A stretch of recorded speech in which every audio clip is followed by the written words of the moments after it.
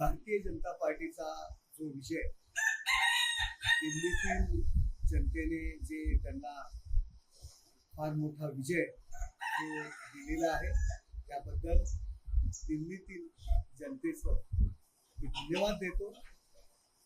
जो स्वतःला फार मोठा नेता समजत होता, गरिबांचा देवता स्वतःला समजत होता आणि पंतप्रधानांपेक्षा मी मोठा आहे, मी पंतप्रधानांना मानत नाही अशी त्यांची भूमिका होती. खायचे दात वेगळे आणि दाखवायचे दात वेगळे अशी परिस्थिती होती. अशा नेत्याला घरी बसवण्याचं काम दिल्लीतील जनतेने केलेलं आहे. दिल्लीमध्ये रस्त्यात खड्डे आहेत की खड्ड्यात रस्ता आहे अशी अवस्था होती. इतक्या वर्षा शुद्ध पाणी देऊ शकले नाही, परंतु रस्त्यावर दारूचे अड्डे देऊ शकला. स्वतःला समाजवादी गरिबांचा दाता समजत होता, परंतु स्वतःसाठी लोक झोपड्यांमध्ये राहत आहेत, झोपड्यांचा विकास करू शकत नाही, परंतु स्वतः एक काचेच्या महिलामध्ये काचेच्या बंगल्यामध्ये जो राहून समाजवादाची जी काही वार्ता करत होत्या, समाजवादाची जी पोपटपंची करत होत्या, अशा माणसाला लोकांनी घरी बसवलेलं आहे. आणि काँग्रेस ज्या दिल्लीमध्ये बसून ज्यांनी देशावरती राज्य केलं, गांधी घराणं जे दिल्लीमध्ये बसून त्या संपूर्ण देशावर राज्य करत होतं, त्याच दिल्लीमध्ये राहुल गांधी यांना त्यांनी घरी बसवलेलं आहे. पुन्हा इटलीकडे पाठवण्याकरता आपल्या आजोळी पाठवण्याची व्यवस्था दिल्लीतील जनतेने त्यांच्यावर आणलेली आहे. त्यामुळे दिल्लीतील जनतेने मी आभार मानतो. याचं पूर्णपणे श्रेय माननीय पंतप्रधान नरेंद्र मोदी हे देशासाठी करत असलेले काम, अमित भाई शाह आणि JP नड्डा यांचं नियोजन याला मी देतो. उद्धव ठाकरे साहेबपर्यंत त्यांना पुढापुढीची डोकी फोडण्याची भाषा करतात.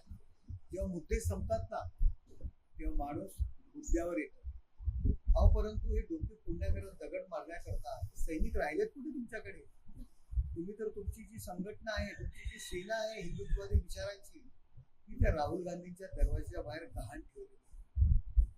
तुम्ही जो हिंदुत्ववाद सोडलेला आहे, बाळासाहेबांचे विचार सोडलेले आहे, त्यामुळे जे आता उरलेले शिवसैनिक आहेत ते तुम्हाला सोडून चालले.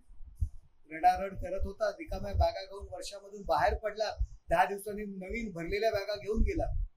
हे लोकांच्या लक्षात आलेलं आहे. आणि त्या सहानुभूतीच्या लाटेवरती जे शिवसैनिक आतापर्यंत तुमच्या बरोबर शिल्लक राहिले होते त्यांना सुद्धा आपली भूमिका समजलेली आहे. जो हिरवा झेंडा, हिरवा फेटा आपण जो बांधलेला आहे तो लोकांच्या लक्षात आलाय. त्यामुळे सर्वजण तुम्हाला सोडून चाललेले आहेत. लोकप्रतिनिधी कशाला तुमच्याकरता राहतील? त्यांच्या खालती जनता जर त्यांच्यासोबत राहणार नसेल तर ते कशाला तुमच्यासोबत राहतील? सर्वजण तुम्हाला सोडून जाणार आहे. जे खासदार लोकांमधून निवडून येतात त्यांना 10 वेळा मीडियासमोर उभे करतात. काल दिल्लीमधील अतिशय वाईट अवस्था उभाटाच्या खासदारांची होती.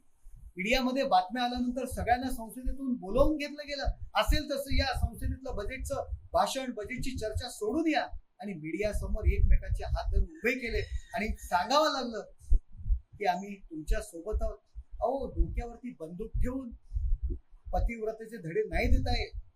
पतिव्रतेची परीक्षा ज्या पद्धतीने केली जाते त्या पद्धतीने काल खासदारांची परीक्षा केलेली आहे. खासदारांच्या मनात प्रचंड राग आहे आणि जर तुमचेच खासदार आहेत तर तुम्हाला 10 वेळा मीडिया समोर दाखवावं का लागतंय? का त्यांच्याकडनं कबूल करून घ्यावं असं वाटतंय? यावरून लोकांच्या मनात, जनतेला ह्या गोष्टी कळलेल्या आहेत. कोण कसं आहे आणि कोण कोणाबरोबर आहे.